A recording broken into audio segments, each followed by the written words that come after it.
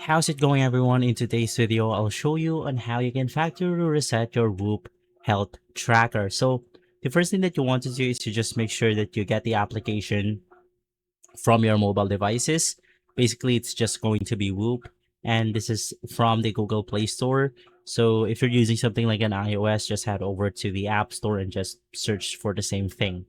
Now, right after, you just want to make sure that you have connected it onto the application itself, because there's certain setting on the application that we can go ahead and make, including the factory reset option. So in here, you just want to navigate through the watch setting. As of right now, basically you have the device ID, you have your connected device right here, and you just want to navigate through the advanced settings. So it's going to be this one.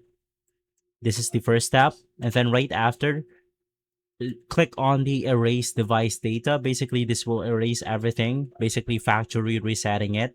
And then from there, I also suggest to unpair the device right after erasing the device data.